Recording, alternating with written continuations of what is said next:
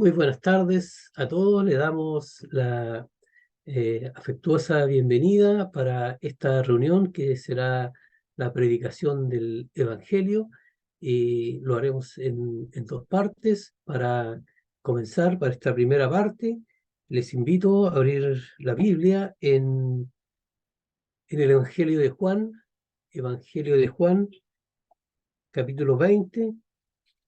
Abramos nuestra Biblia en el Evangelio de Juan, capítulo 20, comenzando, dice así: el primer día de la semana, María Magdalena fue de mañana, siendo aún oscuro, al sepulcro, y vio quitada la piedra del sepulcro.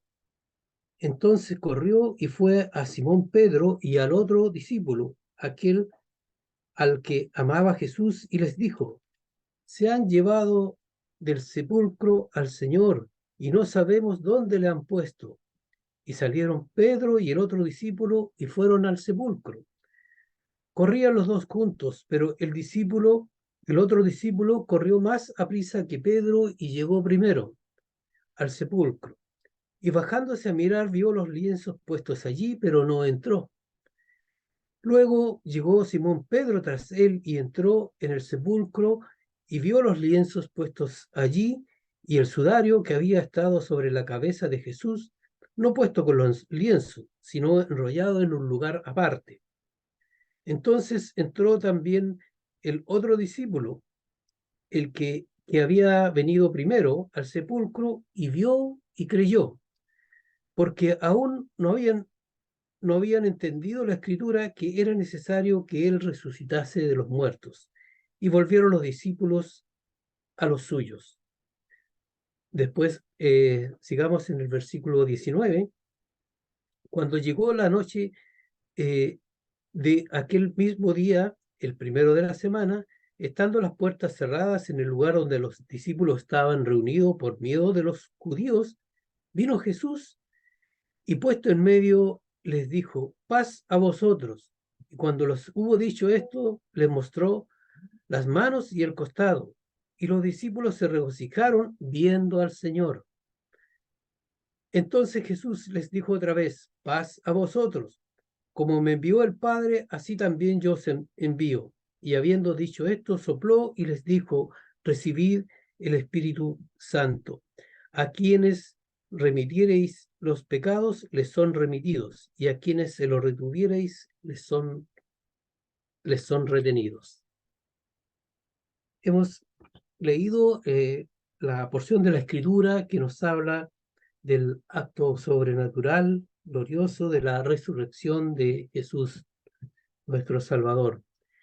Y tenemos que recordar, ir más atrás, que el apóstol nos ha relatado la crucifixión, de Jesús. Y esto es la obra por la cual el Señor Jesucristo vino a este mundo. Eh, Como nos dice al principio también del Evangelio, él se hizo carne, se hizo carne. Jesús es el Hijo de Dios, la segunda persona de la Trinidad, enviado por su Padre para buscar y salvar a los pecadores, a los que se había perdido, es a toda la raza humana, a todos los que estamos todos bajo pecado y todos esclavos del pecado, y ningún esclavo se puede comprar a sí mismo. Por tanto, necesitábamos un Salvador, pero ninguno de nosotros podía salvarse, ni todos somos descendientes de Adán, somos de una raza caída. Tenía que ser el enviado del cielo, enviado, y el Padre envía a Jesús. Y Jesús vino con esa misión. Y Juan, en el Evangelio de Juan, se nos relatan todo lo que el Señor hizo, todas las señales, todo lo que el Señor hizo, y nos entrega todas las evidencias con un propósito: para que creamos nosotros, y para que creamos que Jesús es el Cristo, el Hijo de Dios, y para que creyendo en Él tengamos vida eterna en su nombre. Y el Señor Jesucristo en la cruz, Él se entregó voluntariamente. ¿Para qué? Para morir, ocupar el lugar del pecador, que era yo, eras tú, éramos todos. Él ocupó nuestro lugar, lugar que nosotros merecíamos por nuestros pecados, por nuestra culpabilidad. Pero Él se presenta y Él se ofrece voluntariamente, Él se entrega allí y Jehová, Dios, cargó en Él el pecado de todos nosotros. Y Él, al cargar el pecado de todos nosotros, Él, como se nos dice también, se nos enseña, Él participó de carne y de sangre, hecho semejante a nosotros, de carne y hueso, pero sin pecado, una persona santa. Por lo tanto, Él pudo presentarse ante Dios santo, pero se presentó con los pecados nuestros para morir en nuestro lugar. Y Él allí, para morir en nuestro lugar, se entrega. ¿Y qué hacen los hombres? Es entregado en manos de romanos, de los soldados, de los gobernantes de esa época, y ellos tenían por costumbre dar muerte en la crucifixión, una muerte cruel, una tortura, un sufrimiento. El Señor fue coronado de una corona de espina que le hizo sangrar, Él fue colgado en esa cruz, Él fue clavado allí, y el Señor Jesucristo sufrió los dolores, el varón de dolores, se nos dice la palabra de Dios, experimentado en quebranto. Entonces, pero Él soportó todo por amor de nosotros, para cumplir la obra de salvación. Él nos llamó a 12 legiones de ángeles. Él no dijo nada contra sus enemigos, él para poder cumplir la obra, porque en esa obra el Padre iba a ser glorificado, un Dios santo. Y así él, cuando dice triunfante, cuando ya ha cumplido esta misión, él dice, consumado es una exclamación del Señor Jesucristo, y después se inclinó la cabeza y entregó el Espíritu. Y el consumado es una declaración de victoria. La deuda está cancelada, la deuda que debíamos tú y yo por nuestros pecados. El perdón de los pecados está dispuesto, está para todo aquel que cree en esta muerte, que Él lo sustituye, que Cristo murió por mí, y si tienes esa fe salvadora, entonces tus pecados son quitados, porque Él pagó la deuda. La deuda está cancelada, la misión está cumplida. Entonces, eso llevó gloria a Dios, a un Dios santo. El Señor Jesucristo le glorificó ahí, y, y Dios glorifica a su Hijo. Pero consumado es una declaración de victoria, de cumplimiento perfecto de la obra de salvación. Eso ocurría eh, entre Jesucristo y su Padre. Esa, esa, esa gloria, esa bendición, esa, esa victoria, ese consumado es. Entonces, pero ¿qué pasaba con nosotros? ¿Qué pasaba con los que estaban presentes? ¿Era victoria para ellos? ¿Cómo estaban ellos? Pensemos, por ejemplo, en su madre, en María. Se le había dicho por la profecía que una espada atravesaría su alma. Y ahí está viendo a su hijo sufriendo, muriendo entre criminales. Juan consolándola, después que están todos ahí contemplando, mirando esto, cómo los 11, sus discípulos, cómo muere su maestro, su Señor. Entonces estaban todos eh, destruidos, estaban todos frustrados, estaban todos consternados, estaban todos amargados. ¿Cómo estaría Pedro, que lo había negado? Entonces, el contraste que hay con el consumado es de la divinidad contra las personas que estaban ahí con los suyos. Las mujeres, cómo estaban ahí las que la habían seguido siempre en su fidelidad, y estaba, entonces, era otra condición, otra situación muy distinta. Entonces, pero Dios en su misericordia, en su amor, en su gracia salvadora, que Él, que busca que nosotros creamos, que tengamos vida eterna, que tengamos, que venga el gozo de la vida eterna, la salvación, la esperanza, todo eso.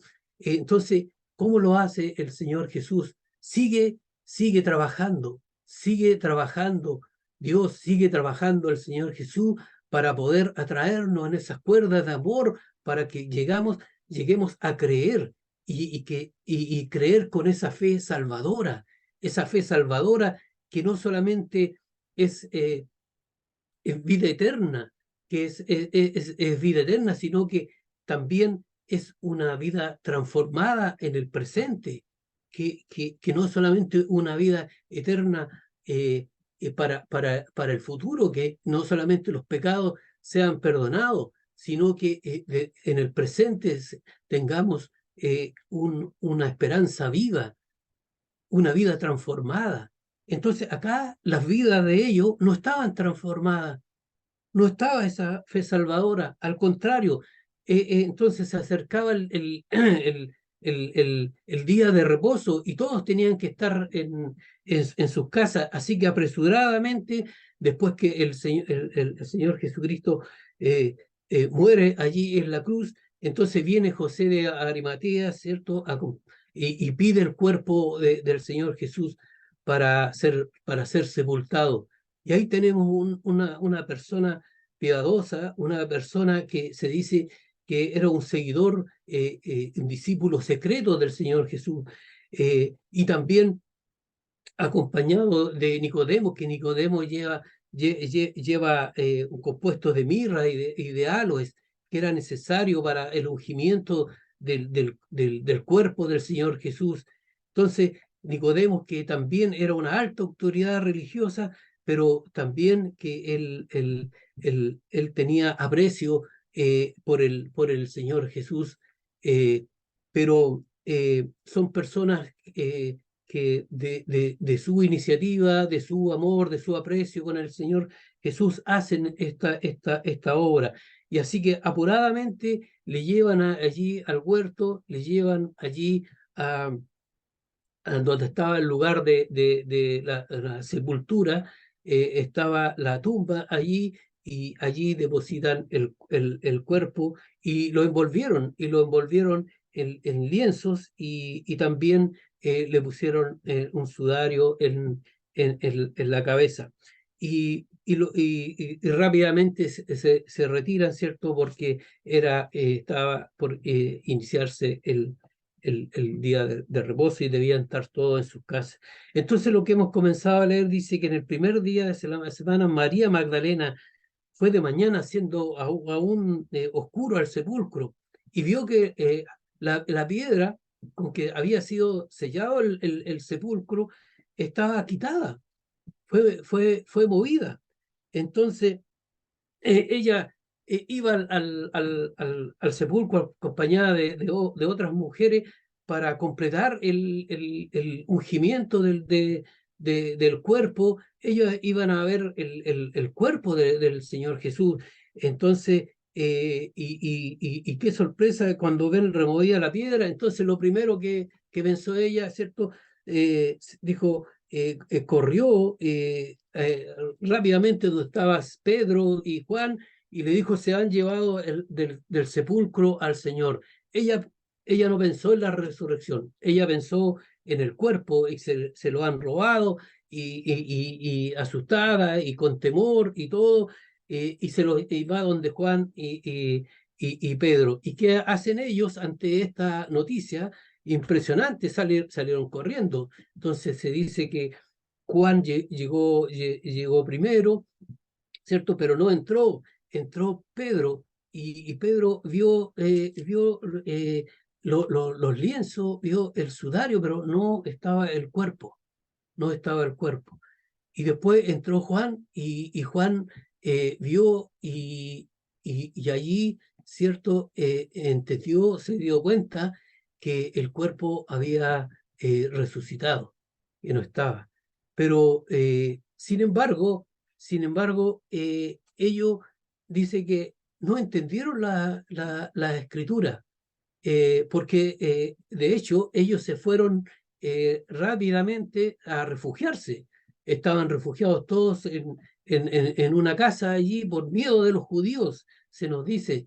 Entonces, todavía ellos no, porque estaban haciendo eso, porque no tenían esa fe salvadora, no habían creído, no habían comprendido completamente la escritura, lo que el Señor Jesús le había dicho muchas veces, que era necesario que Él fuera resurreccionado, era necesario que Él diera su vida, que Él muriera, pero que iba a ser resucitado. Se los había enseñado, las profecías también lo decía, pero ellos no entendieron. Entonces, en ese momento, tanto María como todos allí están todos asustados, están con temor, temor de los soldados, de los judíos. Entonces, también otra cosa más que viene a aumentar ese miedo, ese temor y todo eso, es que podían culparles a ellos de que ellos habían robado el cuerpo. Entonces, lo de la resurrección no lo habían entendido.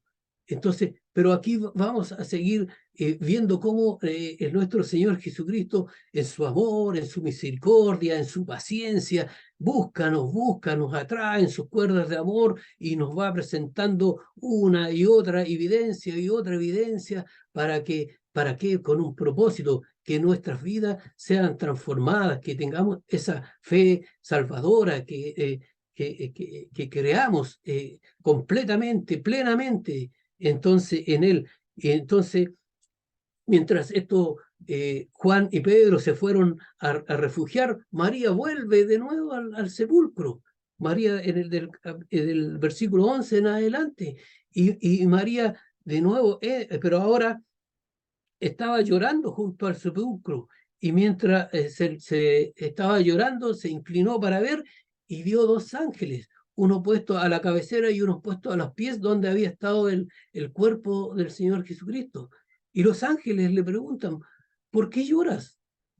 Porque llora. Entonces ella le dijo, porque se han llevado a mi señor. Ella todavía sigue pensando en el cuerpo, lo único que le interesa es el cuerpo. O sea, aquí tenemos la búsqueda, el amor, la fidelidad de María en buscarlo desesperadamente, pero en esa desesperación ella no tiene en consideración, no comprende lo de la resurrección, solamente ella piensa en el cuerpo.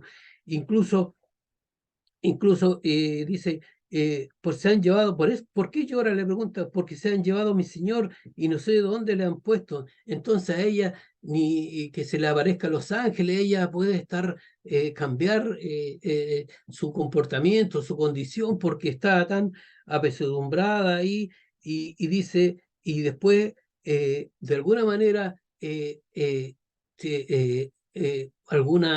por alguna indicación, algo sucede que ella volvió y vio a Jesús así, y el Señor Jesús estaba allí, pero ella no sabía que era Jesús, dice la Escritura.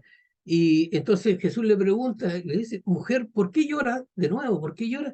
Y le dice, eh, ¿a quién buscáis? También le pregunta, ella pensando que era el hortelano, el que cuidaba el huerto ahí. Entonces, en su desesperación, en su angustia, ella no puede contemplar, no puede ver lo que está en presencia misma de a quien ella amaba, que es el Señor Jesús. Entonces, si tú te lo has llevado, dime dónde lo has puesto. O sea, lo único ella, a lo mejor no podía ni cargar con el cuerpo del Señor Jesús, pero dime dónde lo han puesto y yo lo llevaré, y yo lo llevaré. Entonces, es admirable la búsqueda, el amor con que lo hace María, pero ella no entiende nada de la resurrección, no lo puede ver, no tiene esos ojos espirituales para ver eso. Entonces dice Jesús, que le dice, María, y escucha su nombre. es la voz de su amado Señor, María. Y ahí sí, ella volviéndose, ella le dice, Raboni, Raboni, que es el maestro, maestro. Entonces allí le puede ver, ¿cierto? Jesús le dijo, pero dijo, no me toque, porque seguramente ella se le abalanzó. Y el Señor Jesús le dice, no me toques, porque aún no he subido a mi Padre, mas ve a mi hermano y dile, entonces, no me toques, porque aún no he subido a mi Padre. El Señor Jesús, ¿qué hace con eso? Quiere que sacarla de sus pensamientos terrenales y para llevarla a una posición más elevada, espiritual, al cielo, dice, no me toques, no te aferres a mí, no te aferras a mí como Jesucristo terrenal, hombre, quiere mostrarle como que es su Señor y su Salvador, es mucho más que eso. Entonces le dice, porque aún no he subido a mi Padre. Entonces le lleva los pensamientos al cielo, ¿cierto? Y le dice, mas ve a mis hermanos. Ahora a los discípulos les llama mis hermanos. Qué amor, qué, qué aprecio del Señor Jesús por los suyos. Aunque los suyos se habían huido, espantados, estaban ahí temerosos, encerrados, escondidos, y aunque Pedro y Juan habían visto que había resucitado, pero aún así el Señor Jesús tiene estas palabras de amor, de bondad, de compasión. Ve a mis hermanos y diles, subo a mi Padre y a vuestro Padre, y a mi Dios, a vuestro Dios. Claro, porque somos, dice el Señor Jesucristo, somos hermanos, sí, somos hermanos en cierto sentido, pero también distintos en otro, porque solo el Señor Jesucristo tiene esa relación de la divinidad, el Hijo de Dios, ¿cierto?, con su Padre. Y nosotros, eh, eh, los que hemos creído, somos adoptados como hijos suyos, por eso somos hermanos. Entonces, fue entonces María Magdalena para dar a los discípulos las nuevas de que ha visto al Señor y que le había dicho estas las cosas, las nuevas. Y nosotros lo que estamos es predicándole el Evangelio, las buenas nuevas, las buenas noticias. Sigue las buenas noticias. Va María corriendo a decirle a, los, a los discípulos que estaban encerrados ahí, pero estaban tan atemorizados, tan ensimismados ensimismados en sus miedos, en sus temores, que no le creyeron tampoco a María, no le creyeron a María.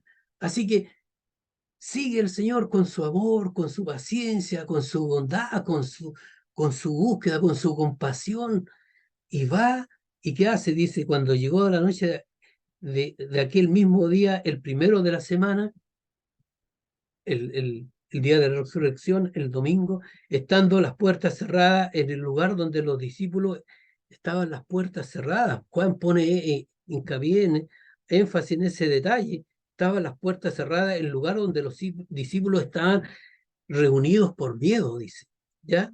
De los judíos. Vino Jesús impuesto y puesto en medio. Jesús no tuvo necesidad de que abrir la puerta.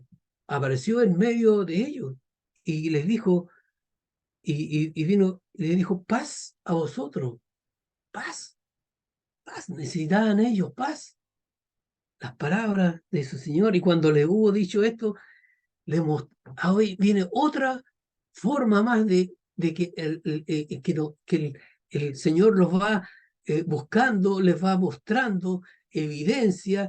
Entonces, primero, ¿cierto? Los lienzos, eh, su persona ahí, los ángeles, enviando después a María, después aparece a ellos en medio, les dice paz y también les muestra las marcas de sus heridas, de sus clavos, de su costado herido. Entonces, más y más. evidencia del Señor. ¿Para qué? Para llevarlos a ellos, sacarles sus miedos, sacarles sus temores, para llevarlos a creer, para llevarlos a esa fe salvadora. Entonces le dice, le mostró las manos y el costado, y los discípulos se regocijaron. Ahí vino el regocijo de ellos al ver a, a su Señor y Salvador allí resucitado, puesto en frente de ellos y con sus marcas, como lo había visto. Entonces le dijo, eh, y les dijo, otra vez pasa a vosotros, como me envió el Padre, así también yo os envío. Y habiendo dicho esto, sopló y les dijo, recibid el Espíritu Santo. Claro, ellos le va a dar, encomienda una misión, de misión, los envía, pero también para enviarlo es necesario el Espíritu de Dios. Ya no van a actuar como con la fuerza del hombre por su propia iniciativa, su propia opinión, sus propios pensamientos, sino ahora van a ser dirigidos por el Espíritu Santo. Y eso mismo es para nosotros, para los que hemos creído. Entonces, porque Jesucristo cumplió su misión, cumplió su obra allí en la cruz. Él murió en nuestro lugar, pero tienes que creer, creer con esa fe salvadora de que el Señor Jesucristo murió y resucitó, estuvo muerto y resucitó. Y esa resurrección es el acto más, el acto sobrenatural que escapa a cualquier refutación, a cualquier crítica, a cualquier cosa humana, cualquier, no hay nadie en la tierra, no hay ninguna cosa, ninguna ciencia, nada que pueda discutir eso. Entonces es una evidencia tan poderosa, portentosa, que es sobrenatural, no es de esta tierra. Por eso viene a ellos esta transformación, este regocijo, y eso es lo que el apóstol, el Pedro, después, ¿cierto? Como se le encarga acá a quienes le remitiere los pecados, son remitidos, y a quienes se les retuviere, les son retenidos. Eso se cumple cuando Pedro y todos empiezan a predicar el evangelio que Cristo Jesús vino a buscar, a salvar lo que se había perdido, y lo hizo allí en la cruz, el justo muriendo por los injustos, para llevarnos a Dios, y que Él murió, ¿cierto? Y está la obra terminada, el perdón de pecados se ofrece a todo aquel que cree que Jesucristo murió por él, aquel que le confiesa sus pecados, se arrepiente y cree en el Señor Jesucristo como Señor y Salvador, pero que si, y que Dios aprobó eso, esa obra está totalmente aprobada, porque Dios le resucitó de entre los muertos, y el Señor Jesucristo, cuando se presentó con tus pecados pecados, Dios lo recibió como una ofrenda y un sacrificio agradable. Lo recibió, lo aprobó, le resucitó, y, y, y le sentó a la diestra de Dios Padre. Por eso es una obra perfecta, es una obra de salvación hecha por un Salvador perfecto.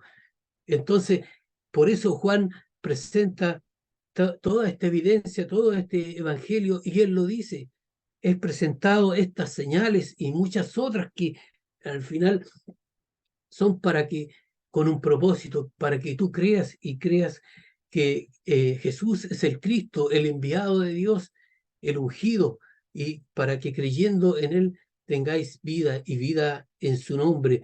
Y así Pedro, ¿cierto?, puede predicar, eh, puede predicar eh, a todos los israelitas, a todos los que estuvieron ahí, ¿cierto?, contemplando, asintiendo esa crucifixión, o gritando, crucifícale, crucifícale.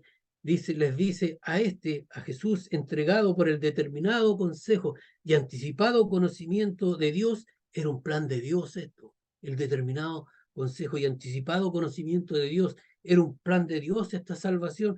Le dijo, prendiste y mataste por manos de inicuos, por manos de los romanos allí, al cual Dios levantó suelto los dolores de la muerte. La muerte no le pudo retener, no le pudo retener, porque no le pudo retener. Jesús nunca se enfermó, la muerte no le pudo retener. ¿Por qué? Porque por el pecado viene la enfermedad, por la enfermedad viene la muerte. Entonces, es todo causa del pecado. Entonces, el consumado es una declaración de victoria. Él venció a la muerte y a todos los que estábamos sujetos a esclavitud, por el temor a la muerte. El Señor Jesucristo venció la muerte con la evidencia de su resurrección, venció el pecado. Venció a Satanás, al diablo, el que tenía el imperio de la muerte, ¿cierto? Entonces, eso, y para nosotros, el creer en eso, el apropiarnos de esa verdad, nos produce una esperanza viva. Es el regocijo, la esperanza viva, una vida transformada, y que se disfruta acá en el presente y en el futuro. Entonces, y somos sellados, si tú crees en el Evangelio, la palabra de verdad, el Evangelio de la salvación, entonces eres sellado con el Espíritu Santo de la promesa. Y el Espíritu Santo es nuestra garantía, nuestro sello, que somos adoptados hijos de Dios y que tenemos una herencia en los cielos. Entonces, persona amada, amigo, está repleto de evidencia esta escritura sagrada para que tú puedas, con el amor de Dios, para presentártela a ti, para que puedas entenderla, para que puedas creer y para que tú creer sea un creer, una confianza segura, una certeza, una fe salvadora que te lleve a quitar los pecados y ser perdonados sus pecados, pero a tener esta esperanza viva de la vida eterna, de la vida eterna. Así que el Señor añada bendición, ponga bendición en tu mente, en tu corazón, para que creas que Jesucristo es el Cristo, el Hijo de Dios, y para que creyendo en Él tengáis vida en su nombre. Amén.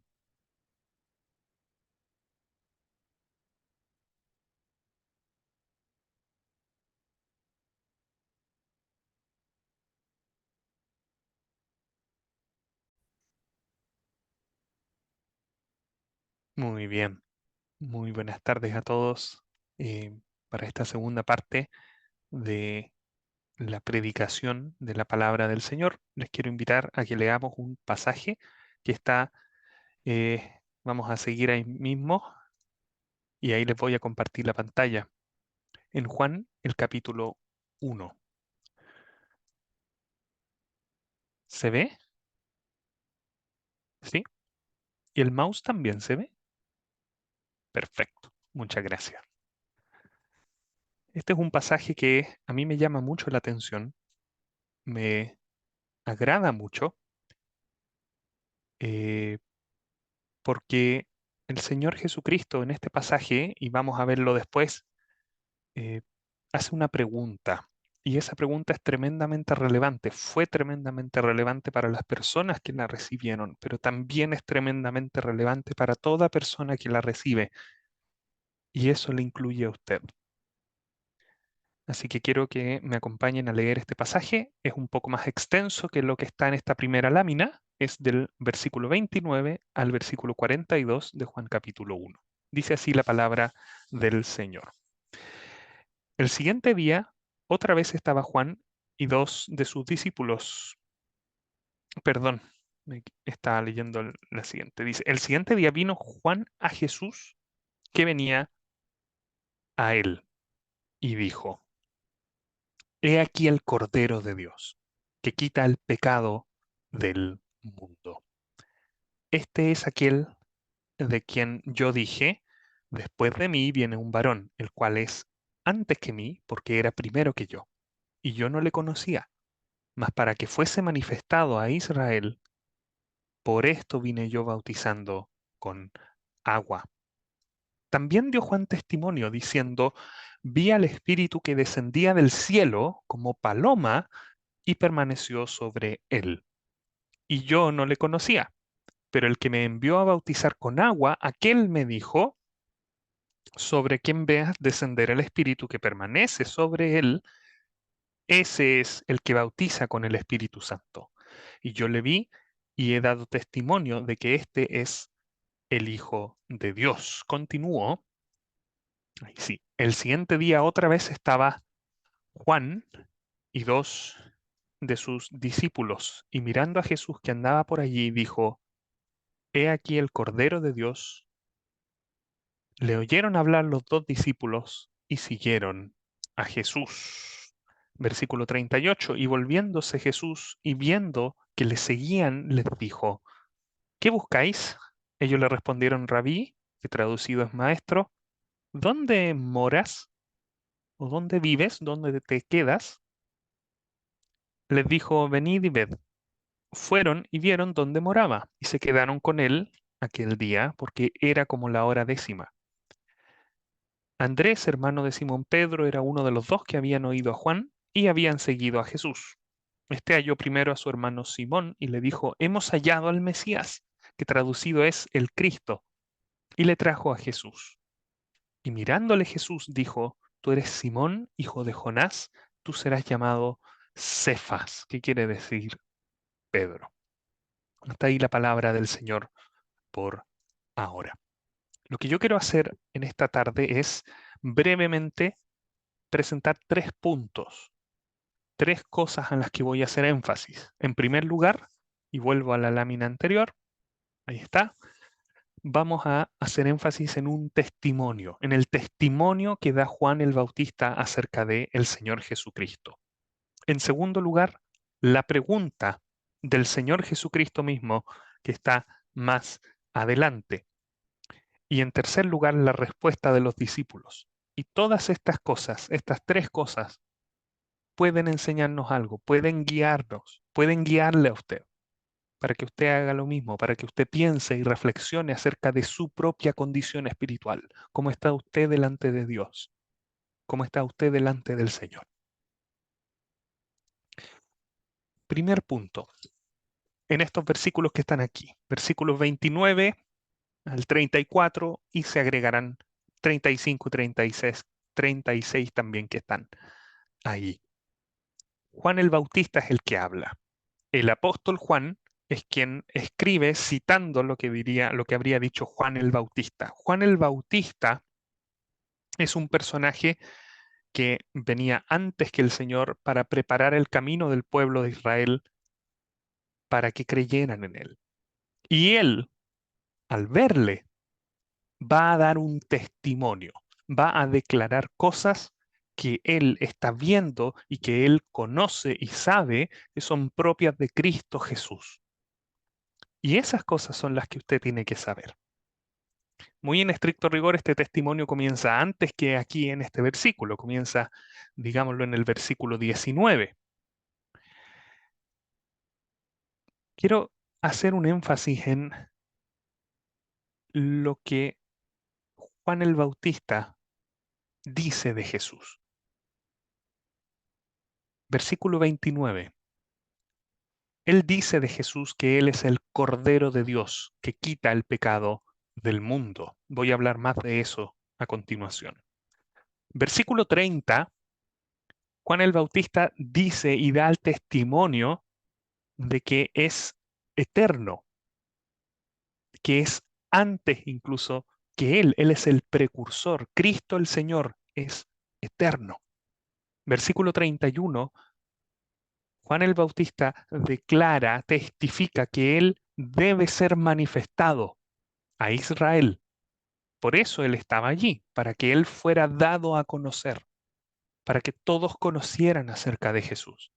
todos conocieran acerca de la salvación de Dios. Y creo que eso también es tremendamente importante y usted debe saberlo. Él también declara que el Espíritu Santo, él ve como el Espíritu Santo desciende sobre él, permanece en él. Y el versículo 34, todas estas cosas, Juan el Bautista concluye que él es el Hijo de Dios. Él es la misma naturaleza, la misma esencia y la misma sustancia de Dios. Quiero hacer algunos énfasis. Muy a grandes rasgos hemos ido por todas las cosas que Juan el Bautista declaró, testificó. Ese es el primer punto. Lo que se dice de Jesús, lo que la Biblia dice de Jesús. El versículo 29 y el versículo 36, que está eh, más abajo, habla Juan el Bautista de Cristo el Señor Jesucristo como el Cordero de Dios. Para una audiencia judía es de lo más habitual entender la figura del lenguaje que se usa de un cordero o del Cordero de Dios. Ellos constantemente hacían sacrificios. El sistema religioso que tenían los judíos, guiados por la ley que Dios le dio a Moisés, contemplaba sacrificios de corderos, de animales.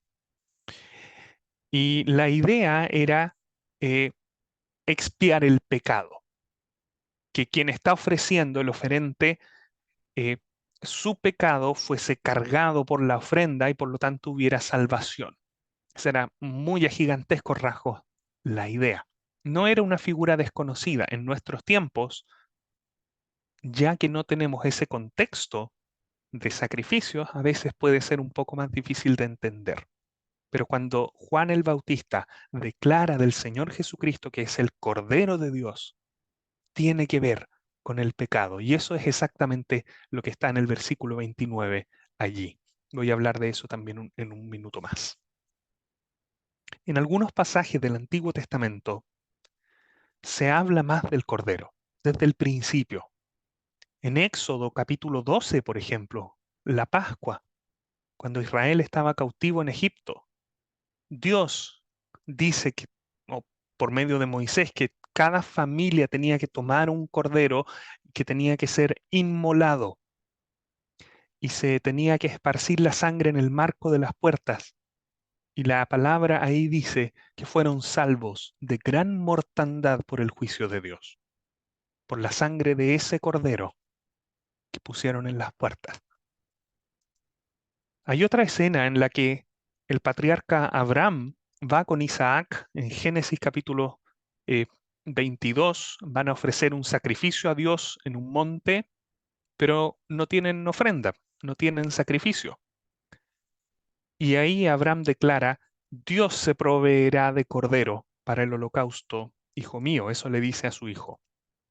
Era una figura que, aunque había todo este ritual de sacrificar corderos, en última instancia, Dios iba a proveer el verdadero cordero, el cordero final, la solución final para el pecado. Isaías capítulo 53, igual en el Antiguo Testamento, refiriéndose el profeta al Mesías, al elegido, al escogido, al Señor Jesucristo, viéndolo desde antes, dice, como cordero fue llevado al matadero. Y es exactamente la misma idea. Juan está testificando todas estas figuras de cordero y está diciendo, ese es Cristo Jesús. Él es el que Dios proveyó para quitar el pecado del mundo. Él es el que Dios proveyó para solucionar de manera definitiva el problema del pecado. Eso es lo que Juan dice aquí. Ya llegó lo que se esperaba en el Antiguo Testamento en la Biblia, lo que se esperaba desde el principio, que la salvación de Dios llegara. Ahí está. Cristo Jesús es el Salvador. Él es el Salvador que Dios había prometido. Él es de quien Abraham, tal vez sin saberlo, habló en ese momento, Dios se proveerá de cordero. Y Él es el que, tal como en la Pascua, por medio de su sangre, por medio de su muerte, va a salvar, salvaría y salva a su pueblo. Él es, Él es. Versículo 29, ahora sí, quita el pecado del mundo. Juan el Bautista también vio y testificó otra cosa. Él vio con claridad total cuál es el plan de Dios para salvar a la humanidad. Juan el Bautista está consciente de algo que no todos, incluso al día de hoy, no todos están conscientes. Puede que usted no esté consciente de esto. Juan el Bautista sí lo estaba. Y esto es que el verdadero problema de todo ser humano es el pecado contra Dios.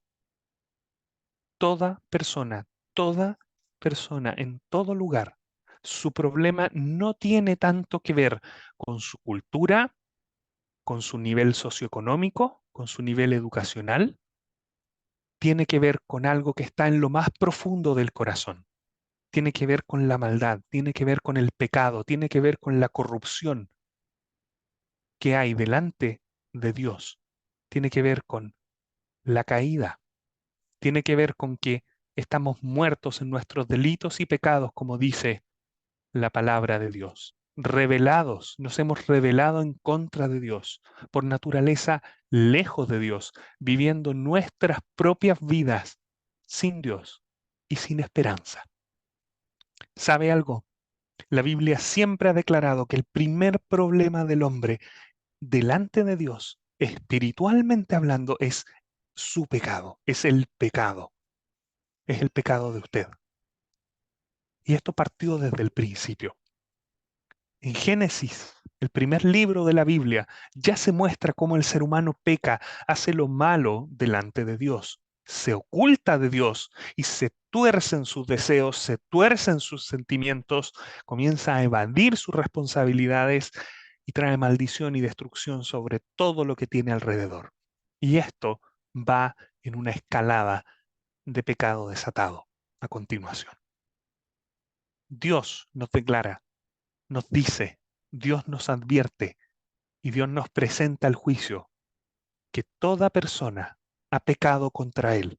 Toda persona, sin excepción, ha pecado en contra de Dios y eso le incluye a usted.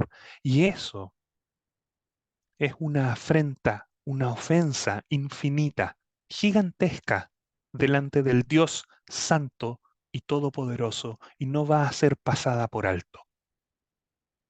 Y sabe que al mismo tiempo el pecado no es solamente actos puntuales, sino que es un poder, es una condición que mantiene atrapado, cautivo y muerto al ser humano, espiritualmente hablando, que cada vez más lo va destruyendo, lo va degradando, lo va desfigurando y lo va haciendo más destructivo y más salvaje.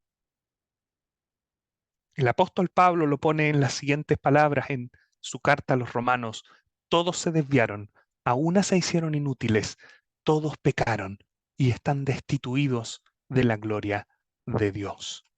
El pecado trae la muerte y Dios en su palabra dice que va a juzgar al mundo y la condenación por el pecado es el infierno eterno, el lago de fuego. Dios manifestará su ira santa, justa, perfecta en contra del pecado y de los pecadores. Pero ¿sabe qué? Juan el Bautista, que declara esto, él ve este plan y ve que Dios ha provisto el medio de salvación. Que la única forma de ser salvos es por medio, como dice este versículo 29, del Cordero de Dios que quita el pecado del mundo. Ese es el Señor Jesucristo. Y cito de nuevo a Pablo. Pablo, en la primera carta a los Corintios, él dice, Cristo murió por nuestros pecados. Ahí está el Cordero, el sacrificio perfecto. Juan el Bautista se dio cuenta de esto, vio a Jesús y dijo, Él no es un hombre, Él es el Salvador, Él es Dios mismo que vino al mundo y que viene a quitar el pecado por medio de su sacrificio, de su muerte en la cruz. Eso es lo que Juan el Bautista observó. Avanzo un poco más rápido y les cuento por qué quería hablar de un testimonio. Juan el Bautista dio este testimonio hace 2000 años atrás. Pero esto es exactamente lo que nosotros mismos hacemos, lo que hacen algunos hermanos en las calles, lo que se hace en distintas iglesias, hablar de Cristo Jesús, contar de Él, contar de la salvación que es en Él, contar de su persona, contar de la cruz donde Él derramó su sangre allí para salvar, declarar que Él murió por nuestros pecados como Cordero Pascual y enfatizar que Él y solo Él es el Salvador que Dios prometió, que por su muerte se quita el pecado y que todo aquel que en Él cree recibe perdón, vida eterna. Esto que hizo Juan el Bautista es lo mismo que se hace el día de hoy también. Señalar a Cristo, apuntar a Cristo y declararle a usted, Cristo Jesús es el Salvador. Él es el Rey, Él es Dios y vino para salvarle y murió en una cruz cargando con los pecados de usted para salvarle. Este es mi primer punto. No se trata de que usted pertenezca a esta iglesia o a esa iglesia o que firme en tal congregación porque le hace sentir más cómodo. Se trata de dar testimonio de quién es Jesús. Él es Dios con nosotros. Se trata de que usted le crea. Se trata de que usted crea en Él. Se trata de que usted deposite su fe en Él. El testimonio de Cristo Jesús le dice a usted, usted es un pecador perdido, sin salvación, pero Él vino al mundo como cordero para quitar de en medio el pecado y traerle a usted salvación. Ese es mi primer punto. Quiero ahora hacer un énfasis para mi segundo punto en el versículo 38. Ahí está. Después de escuchar esta tremenda declaración, este tremendo testimonio de Juan el Bautista, dos discípulos, uno de ellos Andrés, el otro probablemente era el mismo Juan que escribió esta epístola, no Juan el Bautista, dejan a Juan el Bautista y siguen al Señor Jesús. Y en el versículo 38 tenemos una pregunta que es, ¿qué buscáis? El Señor Jesucristo se detiene, los mira, y los detiene inmediatamente y podría sonar como una pregunta inocente, sencilla, normal, como la que solemos formular nosotros tal vez en muchas ocasiones en nuestro día a día. ¿Qué buscan? ¿Te puedo ayudar en algo? Pero realmente no tiene ese carácter. Si uno va más al fondo en esta pregunta acá, no es tanto el uso cotidiano que le podríamos dar a esta idea, sino que es un llamado profundo y solemne del Señor a que ellos transparenten, aclaren sus intenciones, se sinceren con respecto a por qué siguen a Jesús, qué buscan. Y esa pregunta es la que yo quiero plantearle a usted también. ¿Qué busca usted? ¿Cuál es su intención al seguir a Jesús? ¿Qué pretende usted ganar? ¿Qué beneficio desea obtener?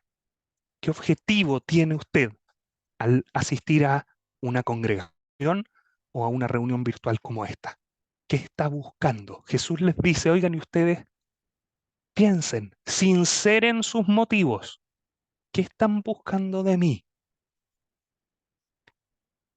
Y esto es lo que quiero enfatizar.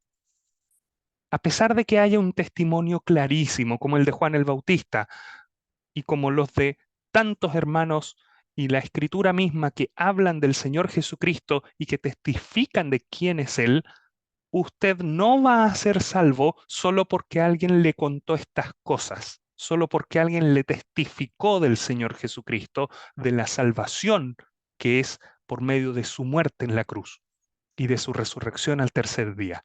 Usted no va a ser salvo simplemente porque alguien se lo testificó. Usted va a ser salvo cuando lo toma para sí. Hay personas que dicen, yo me acerco a Dios porque Él guía mi vida, porque Él me bendice, porque Él me ayuda, aunque realmente no me interesa demasiado el estudio de la Biblia, no me interesa demasiado que me eh, digan cosas por el pecado en mi vida, tampoco me interesa formar parte de cierta congregación, yo simplemente quiero sentirme bien. A esas personas, si usted está en esa condición, esta pregunta es para usted, particularmente relevante para usted. ¿Qué está usted buscando en Cristo Jesús? Es un llamado a que reflexione, a que piense de forma individual, personal, sinceramente, pero categóricamente también, acerca de sus intenciones con respecto a Dios, con respecto al Señor Jesucristo. ¿Está usted buscando a Cristo completamente o está buscando solo al sanador, solo al hacedor de milagros o solo a aquel que enseña de la paz y de la justicia? En la Escritura hay varios ejemplos de personas que buscaban al Señor Jesucristo por motivos que no eran correctos. Hay un pasaje que dice que lo buscaban simplemente porque comieron del pan y se saciaron en este mismo evangelio, y otros más. ¿Por qué está usted buscando al Señor Jesucristo? Me llama muchísimo la atención que Jesús en el versículo 38 se detiene y los detiene a ellos. Y antes de que sigan adelante, les hace este solemne llamado a que se sinceren. ¿Qué buscan ustedes? No se trata de lo que otros les contaron, se trata de que se trata de que usted, delante de Dios, tiene que conocer al Señor y tiene que creer en Él de forma personal y de manera completa, no solamente buscando algo de conveniencia, sino reconocerle como Señor y Salvador. ¿Y sabe qué? Quiero terminar con la respuesta de los discípulos, que es una respuesta positiva, es una buena respuesta, es una respuesta que tal vez no tiene, valga la redundancia, todas las respuestas, no tiene necesariamente todo el conocimiento, pero sin embargo es una respuesta de fe. Ellos dicen, Rabí, que traducido en maestro, va, ahí sí. ¿Dónde moras? El Señor les dice, venid y ven. Se quedaron con él aquel día y a mí me encanta pensar en qué cosas, qué conversaciones habrán tenido.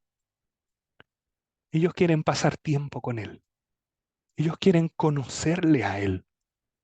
Ellos no quieren hacerse una idea en función de sus propios deseos pecaminosos acerca de quién es Jesús. Ellos van maravillados por quien encontraron, por el Salvador, y quieren conocerle a Él. Buscan reconocerle, buscan obedecerle, buscan creerle, buscan servirle. ¿Muchísimo que aprender? Claro que sí. ¿Muchísimo que todavía observar? Por supuesto. Muchísimo incluso que equivocarse, muchísimas caídas, sí. Pero hay una intención del corazón humilde ante Dios, de humillación delante de Dios. Ellos se dieron cuenta que al frente no tenían a un hombre, que al frente tenían al Señor de la gloria, a Cristo Jesús. Se dieron cuenta de que Dios es importante, se dieron cuenta de que la eternidad es importante.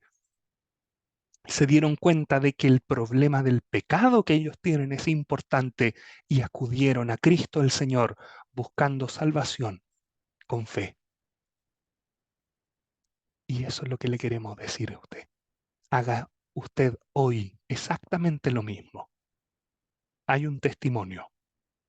A usted se le ha dado testimonio. En estas ocasiones y en múltiples ocasiones también.